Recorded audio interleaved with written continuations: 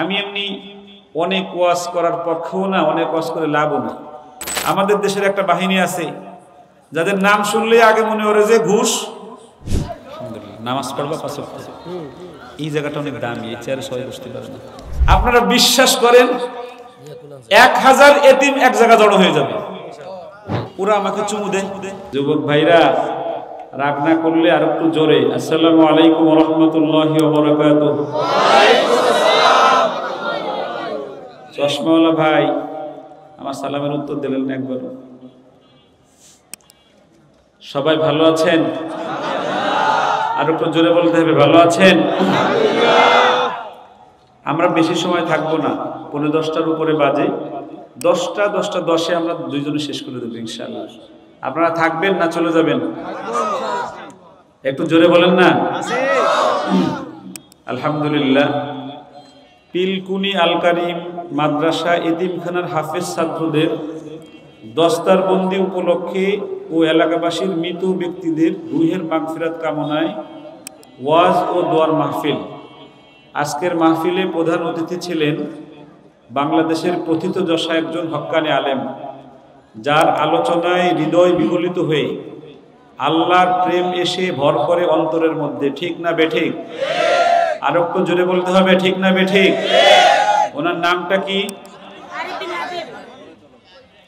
ওনাকে আল্লামা বলা যায়, আল্লামা আরিফ বিন হাবিব হাফিজাহুল্লাহ। আমার আগে, রায়হানের আগে যিনি বয়ান করেছেন আমাদের চরমনাইর হজরত, উনি অসাধারণ বয়ান করতেছিলেন, শুনেছি আস্তে আস্তে।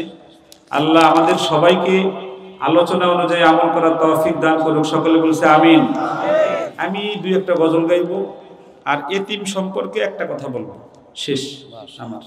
আমি এমনি অনেক ওয়াজ করার পক্ষেও না, অনেক ওয়াজ করে লাভও না। আমি মনে করি আমি যেটা করি সেটা যদি আপনাদের বলতে পারি, আশা করি একজন হলেও আমল করবে ইনশাআল্লাহ। বলেন ইনশাআল্লাহ।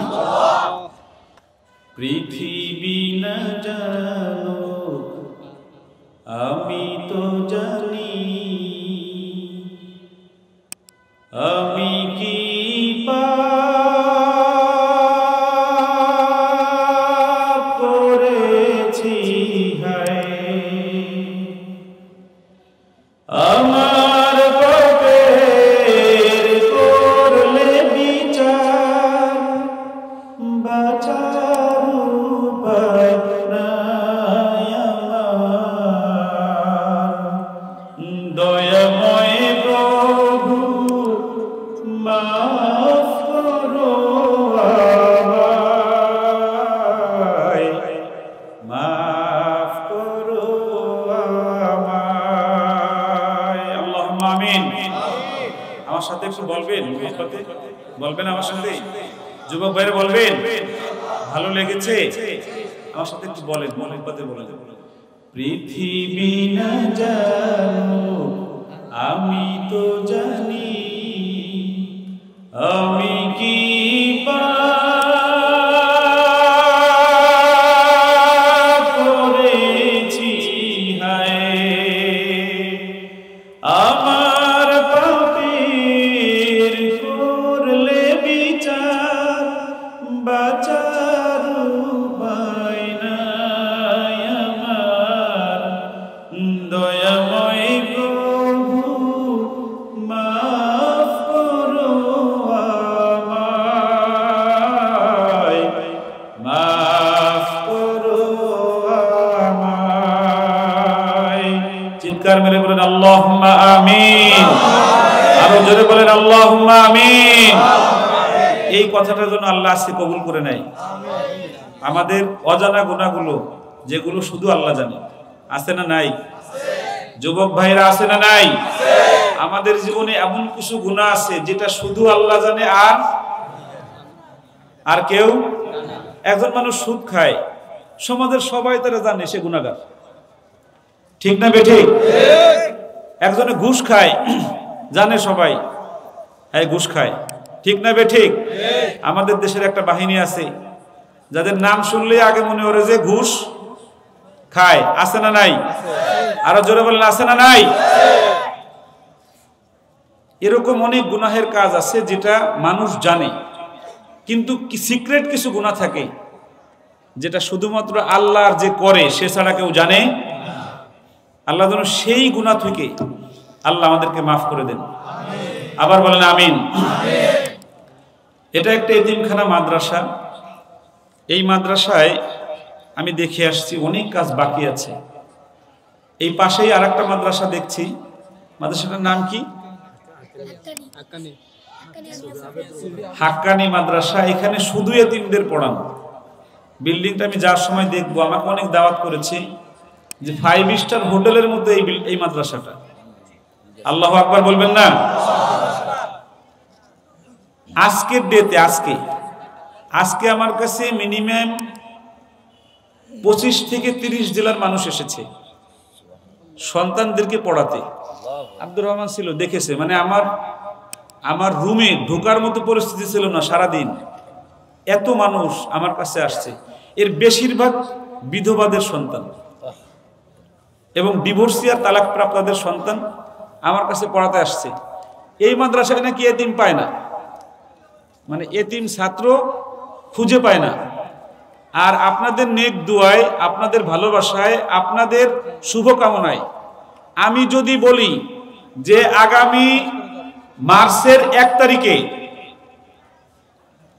1000 এতিম নেব, আমি কোনো টাকা নেব না, আপনারা বিশ্বাস করেন 1000 এতিম এক জায়গা জড়ো হয়ে যাবে। সুবহানাল্লাহ কি বাড়ি যে বলবেন শুয়ে শুয়ে হোদায় হোদায়। এতিমদের সাথে আমার এই গভীর সম্পর্কটা আল্লাহ রাব্বুল আলামিন সৃষ্টি করে দিয়েছেন।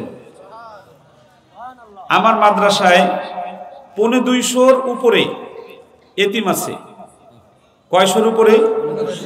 আপনারা জেনে খুশি হবেন, আমি সব জায়গায় বলি, খুব গর্বের সাথেই বলি এবং আল্লাহর উপর আস্থা নিয়ে বলি, এই 250-র উপরে এতিমদের জন্য পৃথিবীর কোনো মানুষের কাছ থেকে আমি কোনো টাকা নিই না। এদেরকে ফ্রি পড়াতে আমি জাকাতের টাকা যদি কেউ জোর করে আমাকে, তাও আমি নেই না, আমি অন্য মাদ্রাসায় পাঠিয়ে দিই।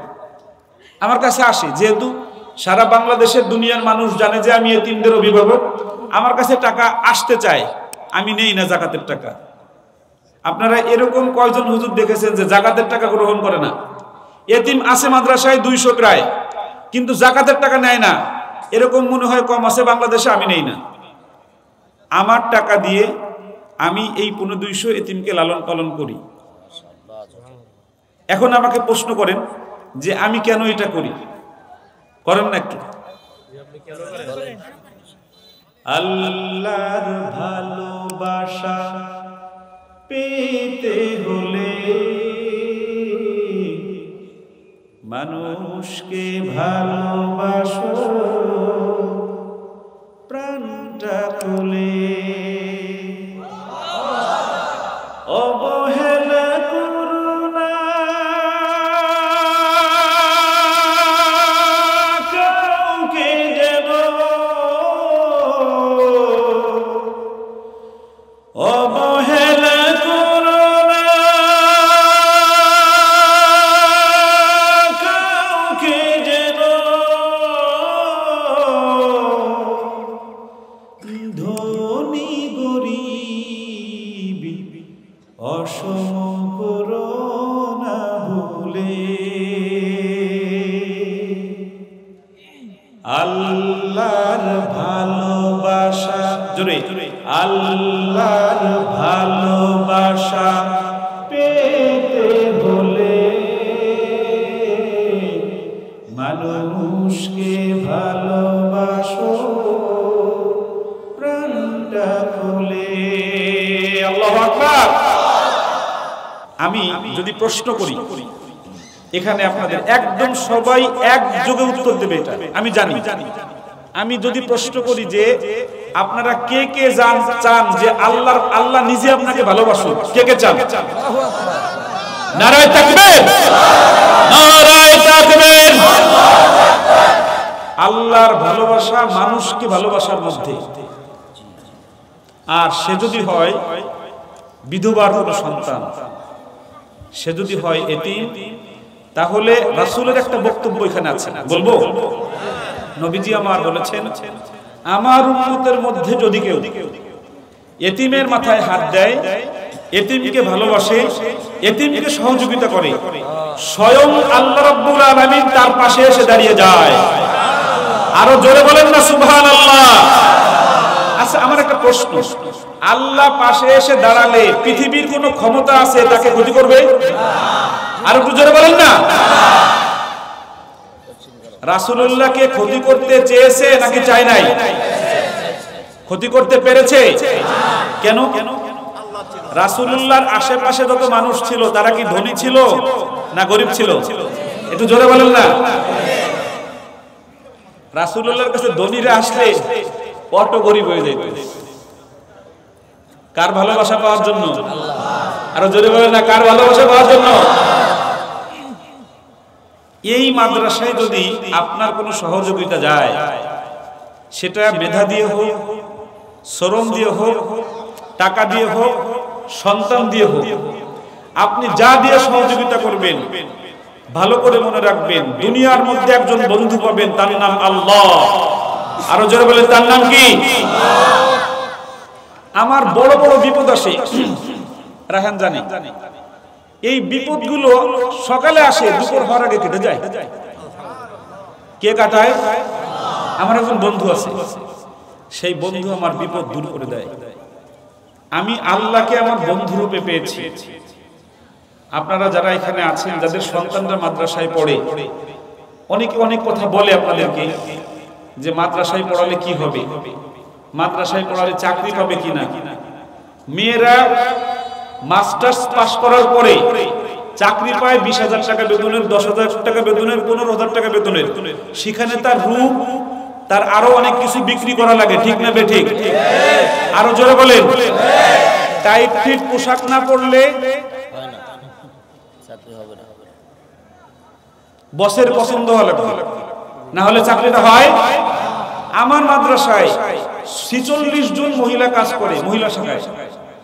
একজন মেয়ের বেতন 30,000 টাকা আছে, হাফেজা। কত টাকা? আপনারা কোনোভাবেই এখন বুঝেন না যে মাদ্রাসায় যে মেয়েরা পড়ে এরা বেকার থাকে। একটা মেয়েও বেকার থাকে না, এদেরকে খুঁজে খুঁজে বাড়ি থেকে লয়ে যায়। বলেন না আল্লাহু আকবার। আমার মা বোনদের জন্য এখন পর্দার সাথে চাকরির ব্যবস্থা আছে। খায়রুকুম মান তাআল্লামাল কুরআনা, এটার অর্থ সবাই জানে।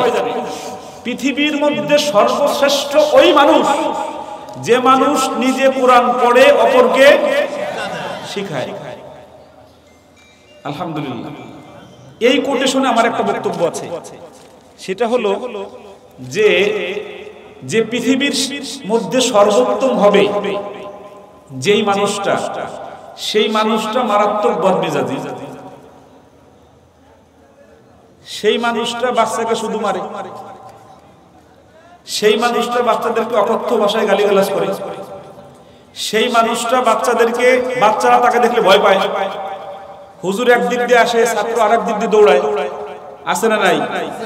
আমার কাছে এই হাদিসের ব্যাখ্যায় কোনোভাবেই মনে হয় না যে একজন বদমেজাজি মানুষ যে ছাত্রদেরকে প্রচন্ড ভাবে মারতে থাকে, সে এই হাদিস অনুযায়ী পৃথিবীর সর্বোত্তম। আমার কাছে মনে হয় না।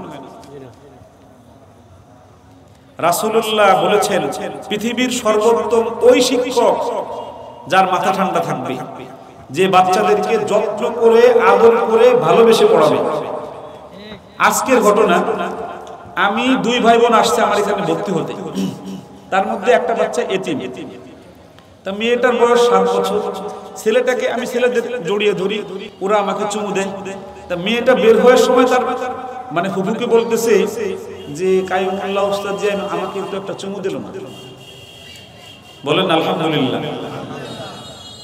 আমি এরকম মাদ্রাসা চাই, এতিমখানা মাদ্রাসা চাই, যেখানে এতিমরা শিক্ষককে তার আপন বাবা মনে করবে। আল্লাহুম্মা আমিন। আমার মাদ্রাসায় 2000-এর উপরে ছাত্র এখন। এবছর 2500 ছাত্র নিচ্ছি, 2000 ছিল, আরো 500 বাড়াচ্ছি। আমি এই যে চোখ বন্ধ করে বুকে হাত দিয়ে আল্লাহকে সাক্ষী রেখে বলছি, আমার মাদ্রাসায় শারীরিক শাসন নাই। বলেন আলহামদুলিল্লাহ। যাদের যাওয়া আসা আছে তারা জানে। হেফজখানায় আমার 6 শতাধিক ছাত্র, 600-র উপরে ছাত্র হেফজখানায়, 50 জন শিক্ষক শুধু। হেফজখানার একজন শিক্ষককে আমি 60,000 টাকা বেতন দেই। আল্লাহু আকবার কি বাড়ি যে বলবেন? খালি মাস্টার্স পাস করাতে চায়, বিসিএস বানাতে চায়, ছেলে অনেক টাকা কামাবে, 1 লাখ টাকা বেতনে চাকরি করবে। হুজুররা এখন 1 লাখ টাকা বেতন পায়, বাংলাদেশে হেফজখানায় পড়ায়। ঠিক না বেটা? এই যে রায়ান মিয়া আমার বাজান, ও শুধু একটা কোম্পানির একটা বিষয়ে একটু কথা বলবে 2 মিনিট, তারা 5 লাখ টাকা নিয়ে আসছে। এগ্রিমেন্টে সই করা লাগবে, 1 বছর সে অন্য কোনো কোম্পানির কথা বলতে পারবে না। বলেন না আল্লাহু আকবার। আগে খেলোয়াড় দিয়ে, আগে নায়ক নায়িকা দিয়ে কোম্পানির মালের অ্যাডভাইস করাতো। এখন দুনিয়ার এই বাংলাদেশের মানুষ বুঝতে পারছে যে বাংলাদেশে হুজুরদের কথা খালি বিশ্বাস করে। ঠিক না বেটা? আমি বলছি বাজার আর একটু চিন্তা করি। আমি বোঝাতে চাচ্ছি হলো যে যদি আপনার সন্তান মানুষের মতো মানুষ হয়, শুধু আখেরাত নয় দুনিয়াও আপনার ছেলে রাজার রাজা। ঠিক না বেটা? এজন্য ভয় না করে মাদ্রাসায় দেন, আমরা আছি আপনার সন্তানের সঙ্গে। আমার মাদ্রাসায় ইন্ডিয়া থেকে 19 জন ছাত্র আসছে, 19 জন পাসপোর্ট করে ভিসা করে 1 বছরে। তারপরে আমাকে মাসে 12,000 টাকা দিয়ে রুপিয়াকে ডলার বানাইয়ে তারপরে টাকা বানাইয়ে আমার কাছে আইছে যে আমার ছেলেটাকে একটু আন্তর্জাতিক মানের হাফেজ বানাতে চাই। আল্লাহু আকবার। বাংলাদেশ এখন বহির্বিশ্ব থেকে টাকা নিয়ে আসতেছে কোরআন পড়াইয়া। আমরা কোরআন পড়াইয়া বহির্বিশ্ব থেকে টাকা নিয়ে আসতেছি আমাদের দেশের জন্য। কোনোভাবেই কওমি মাদ্রাসার হুজুররা এই দেশের বোঝা নয়। ঠিক না বেঠে? আমরা দামি সম্পদে রূপান্তরিত হয়েছি। এই যে রায়হান সেনেগালে গত রমজানে সারা পৃথিবীকে পরাজিত করে $20,000 পুরস্কার পেয়েছে। আল্লাহু আকবার। আল্লাহ যেন আপনাদের সন্তানদেরকে আমাদের দ্বারা দেখেন, আমি যে 250 এতিমকে লালন পালন করি, এরা অনেকে টোকাই হতো, অনেকে ছিনতাইকারী হতো। সেই ছেলেগুলো আমরা বাবার স্নেহ দিয়ে বাংলাদেশের শ্রেষ্ঠ মানুষ বানিয়ে দিচ্ছি।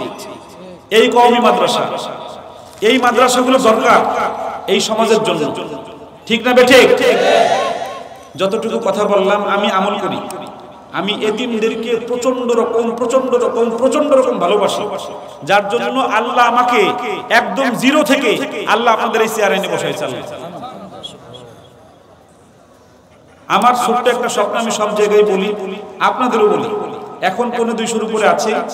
আমি এই মাত্র 2, 4, 5, 7 বছরের মধ্যে যদি আল্লাহ আমাকে হায়াত দেন, 1000 এতিম এক জায়গায় করে আমি পড়াতে চাই। বলেন আল্লাহুম্মা আমিন। আরো জোরে বলেন আল্লাহুম্মা আমিন। আমার শেষ কথা, আপনারা যদি জান্নাতে রাসূলুল্লাহর সাথে থাকতে চান, রাসূলুল্লাহ বলেছেন এই যে 2টা আঙ্গুল দেখো, এই 2টা আঙ্গুলের মাঝে যতটুকু জায়গা ফাঁকা, যে এতিমদেরকে ভালোবাসবে, এতিমদেরকে সাহায্য করবে, তার আর আমি মুহাম্মাদের মধ্যে জান্নাতের মধ্যে এতটুকু জায়গা ফাঁকা থাকবে। জোরে বলেন আল্লাহু আকবার। আরো জোরে বলেন আল্লাহু আকবার। রাসূলের পাশাপাশি আমরা জান্নাতে থাকতে চাই নাকি চাই না? আল্লাহ আমাদের সবাইকে এতিমদেরকে সাহায্য করে করে ভালোবেসে বেশি জান্নাতে রাসূলুল্লাহর সঙ্গে থাকার তৌফিক দান করুন। আবার বলেন আমিন। একটা গজল গাইবো, আপনারা সবাই আমার সাথে নাচতে গাইতে পারবেন। গাইবো? গাইবো? দেখা যাবে এই পাশ স্পষ্ট হয় না এই পাশ স্পষ্ট হয়, নাকি এই পাশ স্পষ্ট হয়? ভালোবাসার জায়গা মদিনা, ভালো লাগার জায়গা মদিনা, বলো না ভালোবাসার জায়গা মদিনা, ভালো লাগার জায়গা মদিনা। এই যুবক ভাই ফাটতে যাচ্ছে না তো? মমতাদের ফাটতে যাওয়া বন্ধ হয়ে গেছে এখন। আমাদের সরকার যাওয়ার পরে মমতাদের এই গান শোনা যায়? এখন খালি ওয়াজ মাহফিল আর গজল শোনা যায়। আল্লাহু আকবার।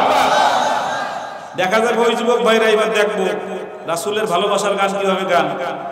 ভালোবাসার জায়গা মদিনা, ভালো লাগার জায়গা মদিনা, বলো না ভালোবাসার জায়গা মদিনা, ভালো লাগার জায়গা মদিনা। এত সুন্দর জায়গা কোথাও দেখি না, এত সুন্দর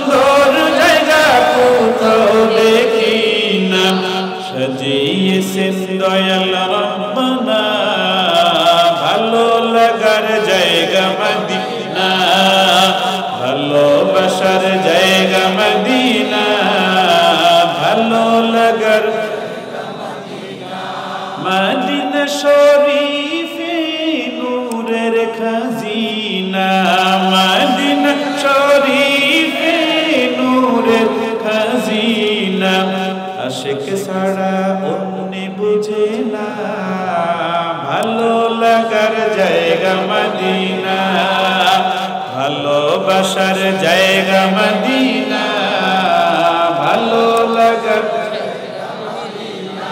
যতই দুরুদ পড়ি তৃপ্তি মিটে না। ঠিক না বেঠে? আরো জোরে বলতে হবে, ঠিক না বেঠে? যুবক জীবনে বহু গান গাইছ, শুনছো, 50 বার শোনার পর ওই গান তেনা তেনা হয়ে যায়। ঠিক না বেঠে? দুরূদ শরীফ নামাজের মধ্যে কতবার পড়ি আমরা? দৈনিক যারা 5 ওয়াক্ত নামাজি কতবার পড়ি? একবারও দুরুদের মধ্যে আমাদের অশান্তি এসেছে? আলহামদুলিল্লাহ বলেন না আলহামদুলিল্লাহ। ওই জায়গার ওই গজল ফার্স্ট মারহাবা। যতই দুরুদ পড়ি তৃপ্তি মিটে না, যতই দুরুদ পড়ি তৃপ্তি মিটে না, সুন্নতে অশান্তি থাকে না, ভালো লাগার জায়গা মদিনা, ভালোবাসার জায়গা মদিনা, ভালো লাগার জায়গা মদিনা। একদিন কবরে যাব কেউ তো যাবে না, একদিন কবরে যাব কেউ তো যাবে না, যাবে আমার শাহী মদিনা, ভালো লাগার জায়গা মদিনা, ভালোবাসার জায়গা মদিনা, ভালো লাগার জায়গা মদিনা। আমার জীবনে অনেক বেশি গুনাহ, আমার জীবনে অনেক বেশি গুনাহ, তাই হাবিবের কদম ছাড়ব না, ভালো লাগার জায়গা মদিনা, ভালোবাসার জায়গা মদিনা, ভালো লাগার জায়গা মদিনা, বলো না ভালোবাসার জায়গা মদিনা, ভালোবাসার জায়গা মদিনা। একটা ছেলেকে 500 টাকা দেবো হাদিয়া, পুরস্কার দেই। ওই জায়গা বড় ছিল ছেলেটা, একটা হ্যাঁ হ্যাঁ তুমি আসো। এই অনেক ভালো বলছে সে, মাশাআল্লাহ। মারহাবা বলবেন না? আরো জোরে বলেন মারহাবা। আসো বাবা, আসো, উপরে আসো। হ্যাঁ হ্যাঁ আসো। তুমি এত জোরে জোরে বলছো কেন? আমার তো ভালো লাগছে তাই। মাশাআল্লাহ। এখানে বসো। না না, কি করো তুমি? কাজ করি। কি কাজ করো? Cartoon factory. মাশাআল্লাহ। বাড়ি কোথায় তোমার? এই সামনে। গজল ভালো লাগে তোমার? আলহামদুলিল্লাহ। নামাজ পড়বা 5 ওয়াক্ত? এই জায়গাটা অনেক দামি, এই চেয়ারে সবাই বসতে পারে না। কিয়ামতের দিবসে তোমাকে রাসূলুল্লাহর সাথে রাখবে। তুমি যদি আজকের থেকে 5 ওয়াক্ত নামাজ পড়া শুরু করো, পারবা ইনশাআল্লাহ? বলো তো ইনশাআল্লাহ। সবাই বলেন ইনশাআল্লাহ। আল্লাহ বাবাটাকে আল্লাহ কবুল করুক। সকলে বলেন আমিন। আমার জন্য দোয়া করবেন। আমি এভাবে বাচ্চাদেরকে শিখাই, বুঝছেন? মারামারি করি না, প্রচুর পুরস্কার দেই। এভাবে আমাদের ছাত্ররা অনেক দামি হচ্ছে।